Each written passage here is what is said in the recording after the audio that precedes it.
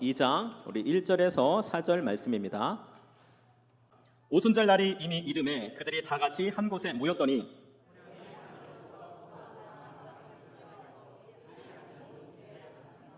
마치 불의 혀처럼 갈라지는 것들이 그들에게 보여 각 사람 위에 하나씩 임하였더니 성령이 말하게 하심을 따라 다른 언어들로 말하기를 시작하니라. 아멘. 할렐루야. 우리 예배 오신 성도님 축복합니다. 우리 이 시간에도 우리가 또 은혜 충만 받으시고 성령의 능력으로 날아오시는 축복의 시간 되시기 바랍니다. 오늘은 우리 성령이 임하심이라는 제목으로 하나님의 말씀을 전하겠습니다. 우리가 지난주에 이 교회의 시작과 사명에 대해서 말씀을 보았습니다. 우리 기억나신가요? 네. 우리 지난주 말씀입니다. 제가 퀴즈를 내겠습니다. 자, 누가복음의 저자가 누구입니까? 아멘. 네, 100점. 자, 그럼 사도행전의 저자는 누구입니까? 네, 잘하셨습니다. 네, 사도행전과 누가복음의 저자가 동일 인물입니다. 그래서 이 누가라는 사람이 이 사도행전과 누가복음을 썼습니다. 이 누가의 직업은 무엇이라고 했죠?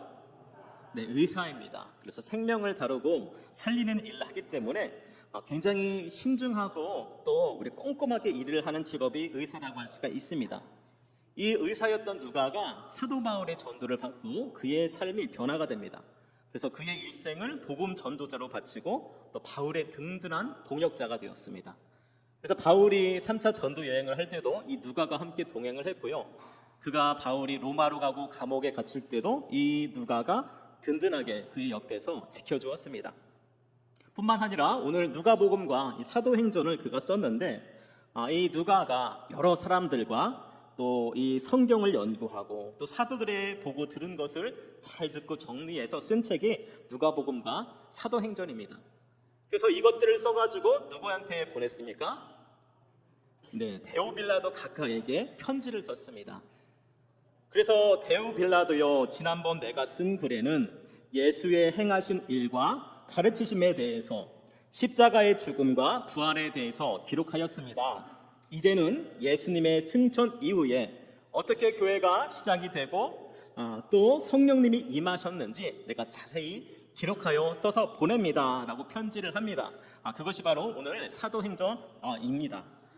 우리가 그래서 1장에 보면 예수님이 부활하신 후에 이 제자들에게 나타나셨죠. 그리고 며칠을 함께 하셨습니까? 네, 40일을 예수님이 그들과 함께 하셨습니다. 그리고 이때 주로 하신 메시지가 무엇이냐면 하나님 나라의 일을 많이 전파했다고 합니다. 천국과 또 복음에 대해서, 지옥에 대해서, 영적인 세계에 대해서 예수님이 많이 말씀하셨습니다. 그리고 제자들을 떠나셨습니다. 그래서 이 교회의 사명은 무엇이냐면 하나님의 나라를 선포하는 일입니다. 우리 천호제일교회가 이 땅에 하나님의 나라를 선포하는 자들 되시기 바랍니다. 그래서 이 땅에서의 삶이 전부가 아니라 하나님의 나라가 있고 또 하나님이 원하시는 세상에 대해서, 나라에 대해서 선포함으로 말미암아 하나님께 영광이 되는 그런 복된 교회 되기 원합니다. 예수님이 이렇게 하나님 나라에 대해서 말씀하시고 또 40일을 함께 하시고 이제 제자들을 떠날 시간이 가까웠습니다. 그래서 예루살렘 근처에 있는 감람산이라고 하는 곳에서 제자들을 부르십니다. 그리고 이들이 보는 앞에서 이제 승천하시기 전에 말씀하십니다. 예수님이 제자들에게 사명을 주셨죠. 뭐라고 말씀하셨습니까?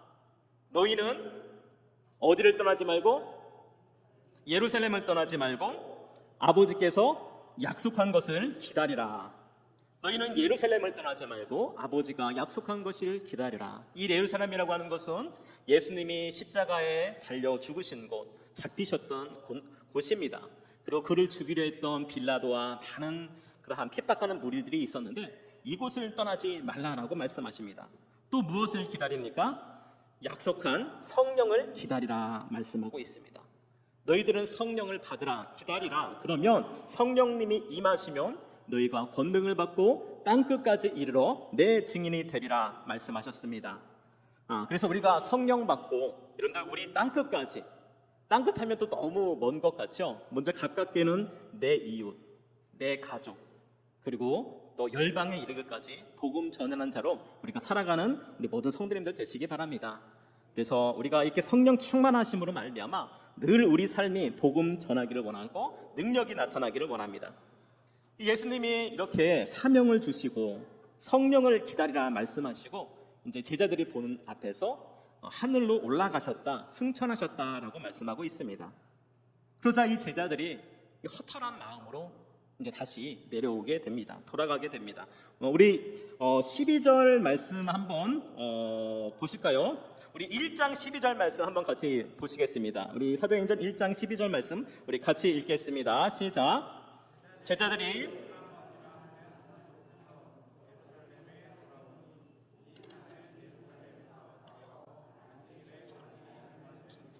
아멘. 자, 이 제자들이 감람원이라 하는 산에서 내려오죠. 그래서 예루살렘으로 돌아왔다라고 말합니다. 그들이 뚜벅뚜벅 그들의 집으로 예루살렘으로 돌아옵니다. 그리고 그들이 향한 곳이 어디냐? 다락방에 모였다라고 말씀하고 있습니다. 우리 13절 말씀 같이 보실까요?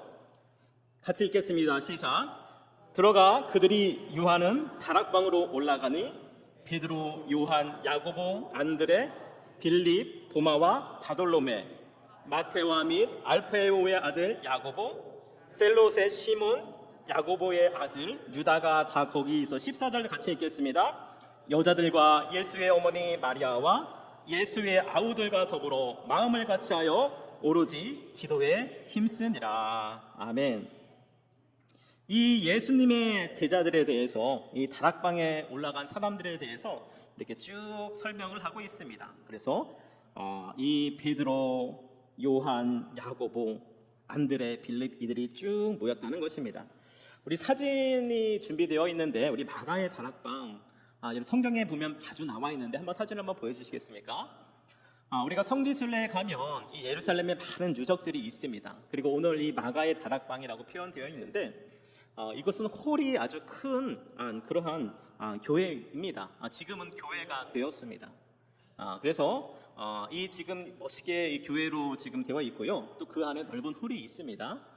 네, 이곳에서 지금 제자들이 모여서 120명의 제자들이 모여서 기도하기 시작합니다. 그리고 이곳에 모인 사람들의 그 명단이 쭉 소개되고 있죠. 베드로와 요한과 안드레, 빌립, 도마, 바돌로메, 마테, 그다음에 야고보, 셀롯인 시몬, 또 야고보와 유다가 다 거기 있었다. 그래서 주님의 12 제자들과 핵심 그 일꾼들이 다 거기 있었다. 이 누가가 의사였기 때문에 아주 꼼꼼하게 모인 사람들에 대해서 기록을 하고 소개를 하고 있습니다. 우리가 하나님 나라의 일꾼으로 기록된다고 하는 것은 큰 영광인 줄 믿으시기 바랍니다. 우리가 요한계시록에 보면 예수님이 다시 오실 때 큰 책이 있고 생명책이 있고 그곳에 기록된 사람들의 명단이 있다라고 말합니다. 저와 예배하는 성도님들, 우리가 이 땅을 살면서 예수님 잘 믿으시고 또 우리가 정말 하나님의 나라를 선포함으로 말미암아 우리의 이름이 다 생명책에 기록되는 귀한 축복의 은혜가 있기 원합니다. 그리고 또 여기서 주목해야 할 사람들이 있는데 그게 누구냐 하면 또 여자들과 예수님의 어머니 마리아와 또 누가 있었습니까? 누가 있었죠? 예수의 아우들이 더불어 마음을 같이하여 기도에 힘썼다라고 말씀하고 있습니다. 그래서 예수의 형제였던 야고보와 유다와 또 다른 형제들이 이곳에 함께 하고 있었다고 하는 것입니다. 그런데 이 예수의 형제들, 아우들은 이들은 처음부터 예수님이 메시아임을 믿지 않았습니다. 예수님이 하나님의 아들이심을 그들이 믿지 않았습니다. 우리가 마가복음 3장을 보면 우리 마가복음 3장 20절 말씀 한번 띄워주시기 바랍니다. 마가복음 3장을 보면 예수님이 가버나움에서 사역을 할 때 형제들과 친척들이 찾아옵니다. 그리고 뭐라고 말하면 예수의 집에 들어가 가시니 무리가 모임으로 식사할 겨를이 없었더라. 21절. 그 다음에 예수의 친족들이 듣고 그를 붙들러 나오니 이는 그가 미쳤다 함이로라.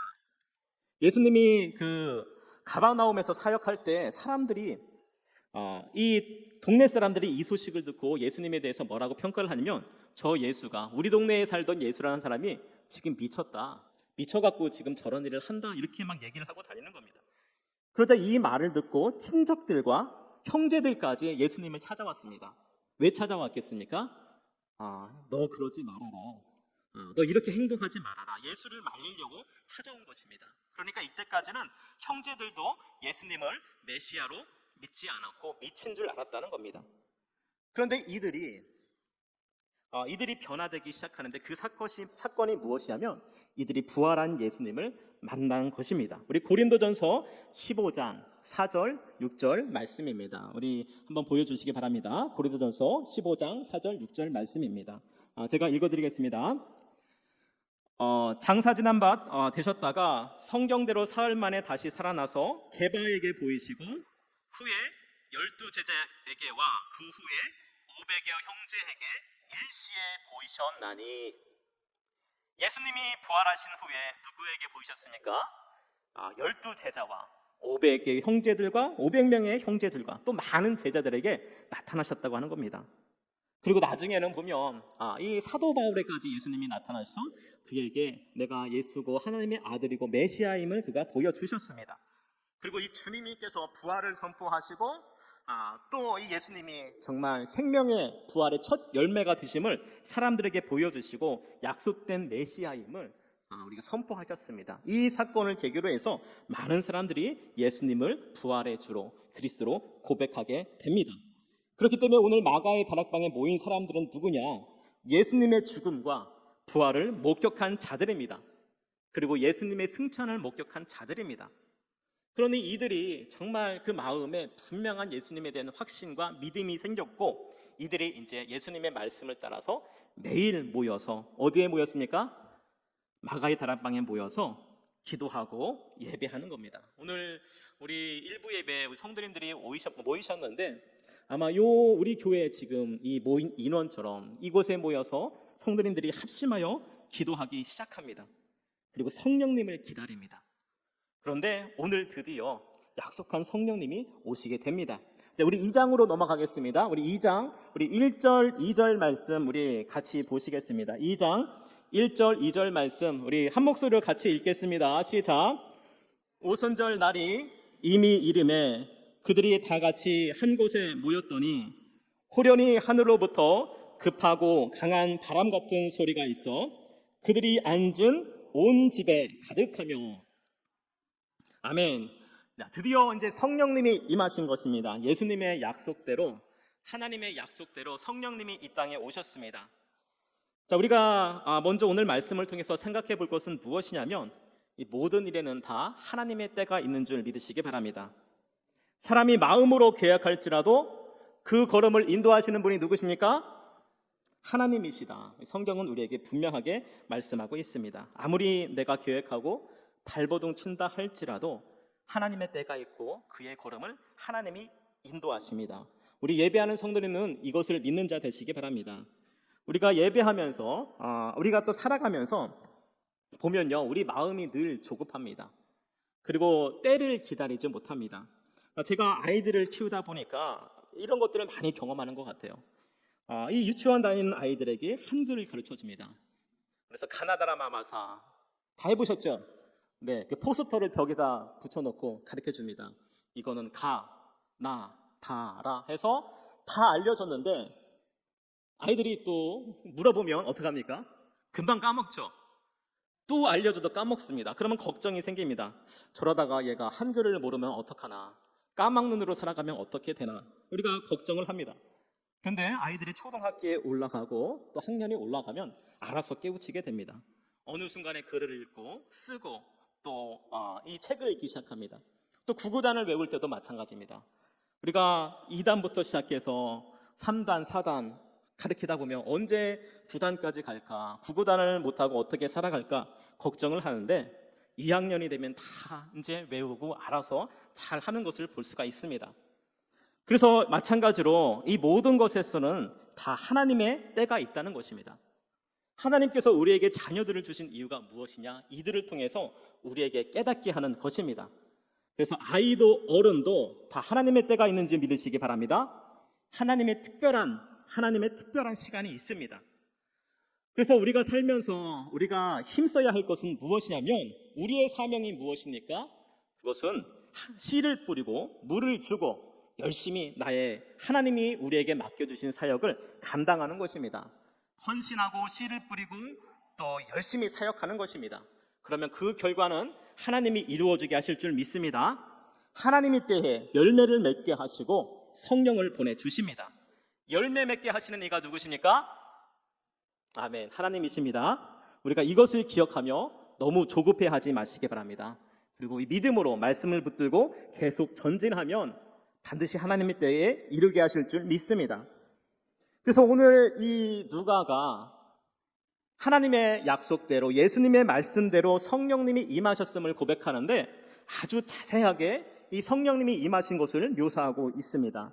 2절에 보면 호련히 하늘로부터 급하고 강한 바람 같은 소리가 있어, 우리 같이 보실까요? 그들이 앉은 온 집에 가득하며 마치 불의 혀처럼 갈라지는 것들이 그들에게 보여 각 사람 위에 하나씩 임하여 있더니. 자, 성령님이 임하셨는데 어떻게 임하셨습니까? 뭐처럼 임했대요? 불의 혀처럼, 불꽃처럼 이 성령이 임하셨다라고 이렇게 소개하고 있습니다. 제가 어릴 적에 예전에 제가 시골에서 잠깐 산 적이 있습니다. 그렇게 오래 산 건 아니고요. 그 어린 시절을 잠깐 보낸 적이 있는데 그 시골에 가면 그 동네에 아궁이로 밥을 하는 집들이 있습니다.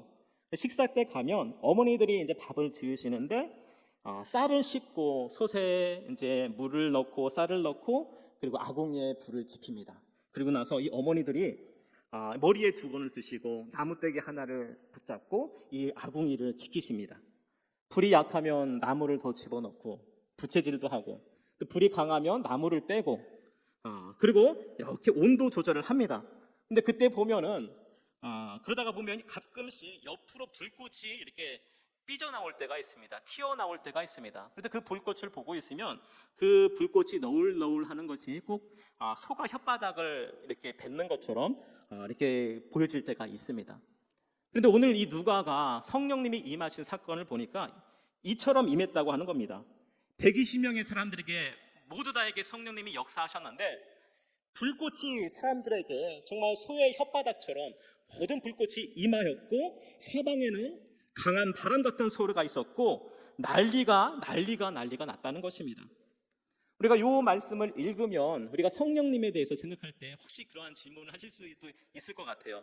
성령 체험이라고 하는 것은 하늘의 불이다, 하늘의 불꽃이다, 강한 바람 같은 태풍 같은 소리다. 그래서 성령 받으면 우리가 꼭 이러한 일이 일어나야 되는 게 아닌가라고 의심할 수도 있습니다.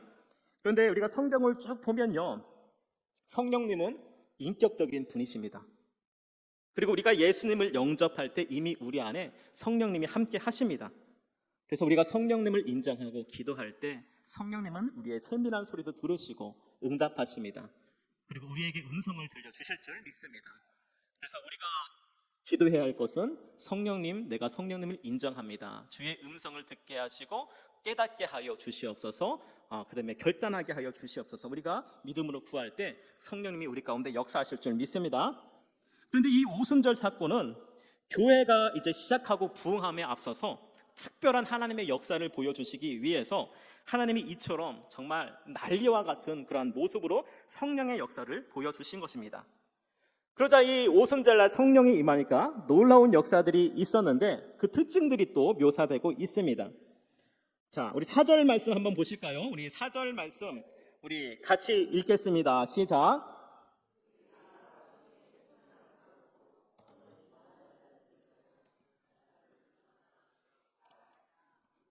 아멘.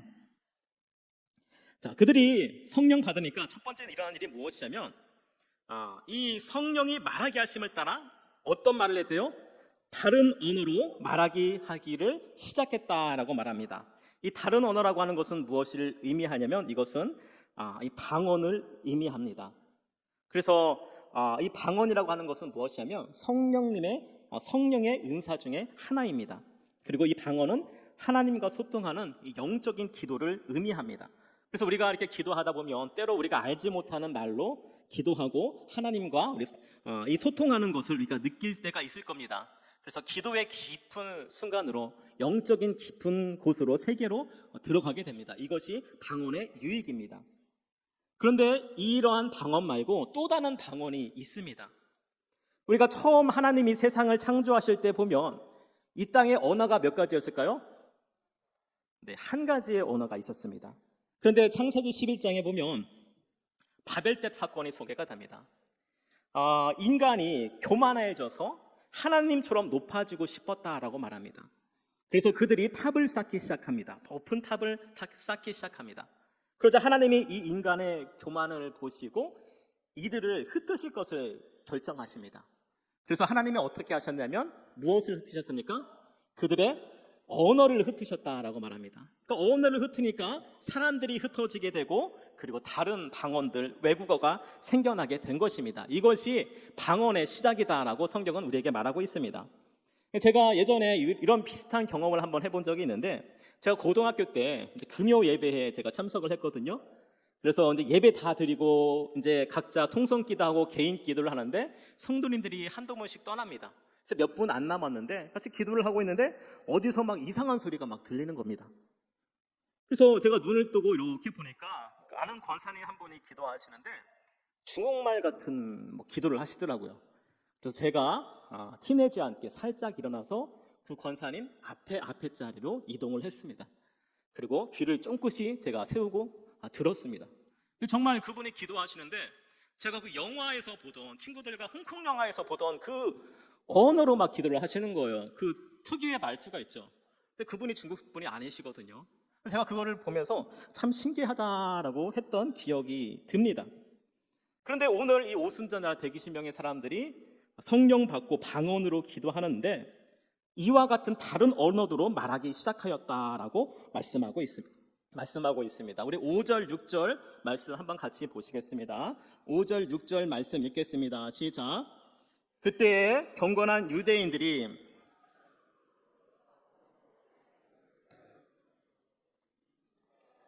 큰 무리가 모여 각각 자기의 방언으로 제자들이 말하는 것을 듣고 소동하여 소동했다 그랬죠. 또 8절 말씀 같이 읽겠습니다. 우리 각 사람이 난 곳 방언으로 듣게 된 것이 어찌 됨이냐 이렇게 소개하고 있습니다. 이 오순절날 보니까 이 오순절은 유대의 큰 명절이기 때문에 세계 각국에 있는 유대인들이 다 예루살렘에 모인 날입니다.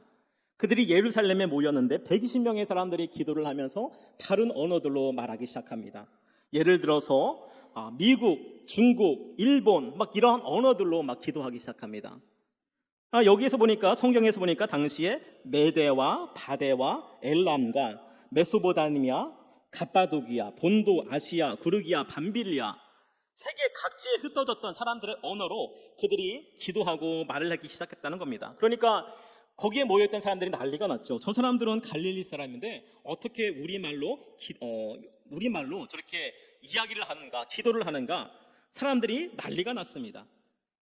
이것이 오늘 누가가 기록한 이 성령의 역사와 특징입니다. 이 성령님이 임하시니까 제자들이 방언 기도를 하고 방언의 은사를 받게 됩니다.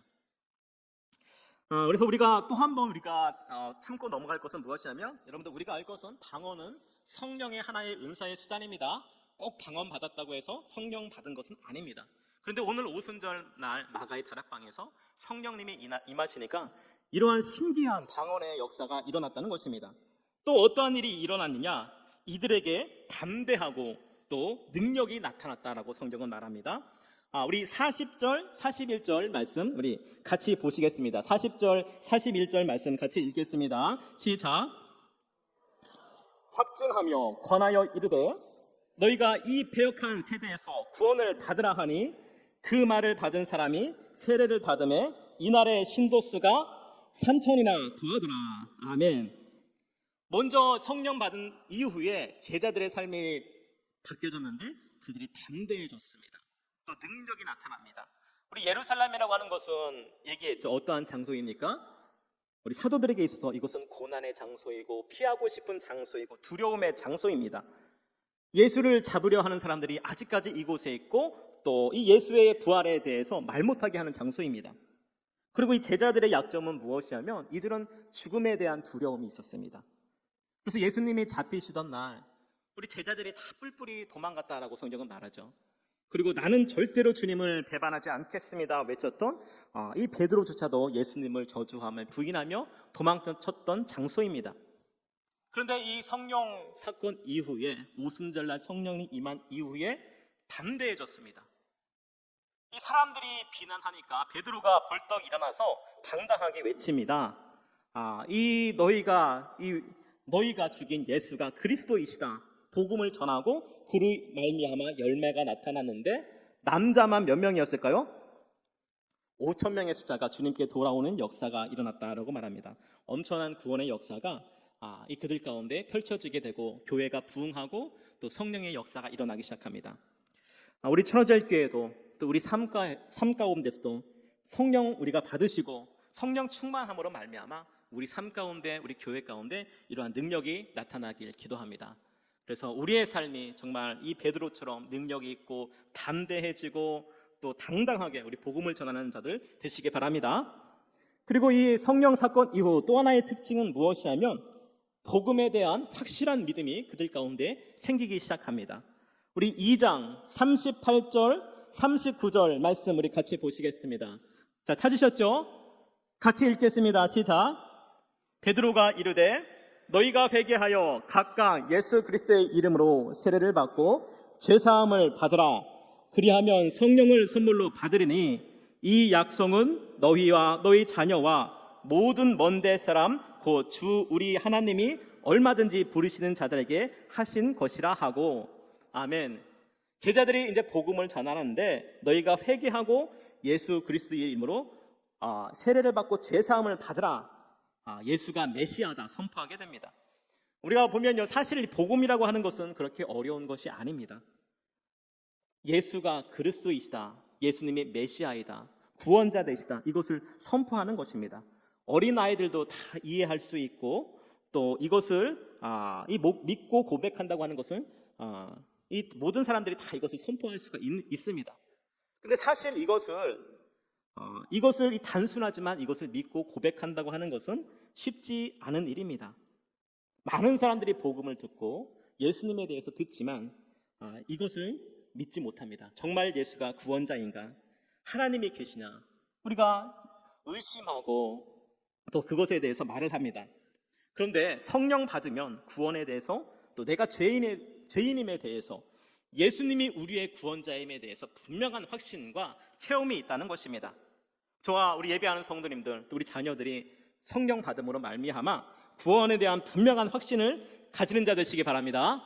특별히 오늘은 이제 저희들이 어린이날로 지키고 5월은 무슨 달입니까? 가정의 달입니다. 우리가 이 시대에 보면 가정이 무너진 많은 집들이 있습니다. 그리고 또 가정 안에서도 행복하지 못하다고 말을 하는 많은 사람들이 있습니다. 상처받고 깨어진 가정들이 있습니다. 또 우리가 살아가면서 자녀들을 키우고 손주들을 키운다고 하는 것이 결코 쉽지 않습니다. 내 뜻대로 내 마음대로 되는 것이 없습니다. 갈수록 사회는 핍박해집니다. 그리고 꿈을 잃고 살아갑니다. 미래에 대한 비전과 희망이 없습니다. 제가 질문 한번 해볼까요? 혹시 여러분들 중에 꿈이 있으십니까? 네, 아멘. 꿈이 있으신 분 손 한번 들어보실까요? 네, 제가 보니까 그래도 저희 교회는 생각보다 많은 것 같아요. 우리가 나이를 먹을수록 점점 꿈을 잃어버리죠. 저희 막내 아들의 꿈은 뭔지 아십니까? 대통령입니다. 얼마나 든든한지 모르겠어요. 대통령, 태권도 국가대표, 수영선수, 농구선수, 이 모든 것을 이루기 위해서 얼마나 열심히 지금도 학원에 다니는지 모릅니다. 여러분들, 하나님은 우리 가운데 성령 받고 그다음에 비전을 갖기 원하시고 꿈을 꾸기 원하십니다. 우리 예수님의 사람들은 우리 꿈을 꾸는 자 되시기 바랍니다. 지금 내가 살아가면서 건조하고 그냥 매일매일 그냥 살아가는 것이 아니라 하나님이 주신 꿈과 비전으로 매일매일 우리가 결단하고 기도하고 노력하는 자 되시기 바랍니다. 그래서 성령님은, 예수님은, 또 하나님은 우리에게 원하시는 것은 무엇이냐? 너희가 성령 충만 받고 그리고 하나님의 나라를 위해서 꿈을 가지고 날아오르길 원합니다. 우리 2장 다시 한번 보시겠습니다. 16절, 17절 말씀 우리 크게 읽고 또 예배를 마치도록 하겠습니다. 우리 16절, 17절 말씀 같이 읽겠습니다. 시작. 선지자 요엘을 통하여 말씀하시는 것이니 일러스되 하나님이 말씀하시기를 말세에 내가 내 영을 모든 육체에게 부어주리니 너의 자녀들은 예언할 것이요 너의 젊은이들은 환상을 보고 너희 늙은이들은 꿈을 꾸리라. 아멘. 말세에 하나님이 우리에게 무엇을 보내주십니까? 성령님을 지금 이 시대에 보내주시겠다 약속하셨습니다. 우리가 성령 충만을 위해서 기도하시고 결단하실 때 하나님이 성령의 은혜를 부어주시고 또 우리 자녀들이 이 예언을 하고 젊은이들이 환상을 보고 우리 어르신들이 꿈을 꾸게 될 것이다. 그래서 주님의 이름으로 우리가 꿈을 꾸고 날아오르게 하실 것이다 라고 약속하고 계십니다. 저와 예배하는 성도님들, 우리가 성령님의 은혜를 간구하시고 성령 충만함을 위해서 기도하시기 바랍니다. 우리 자녀들을 위해서 기도하시기 바랍니다. 그래서 오순절날 임했던 성령의 은혜가 저와 우리 예배하는 성도님에게 임하시고 우리 교회에 임하고 우리 자녀들에게 임함으로 말미암아 이 시대 우리가 정말 귀하고 당당하게 쓰임받고 또 하나님의 이름으로 날아오르는 그런 우리 축복의 모든 성도님들 되시기 바랍니다.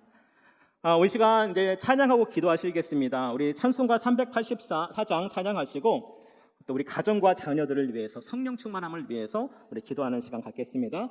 찬송가 384장입니다. 다 일어서시겠습니다.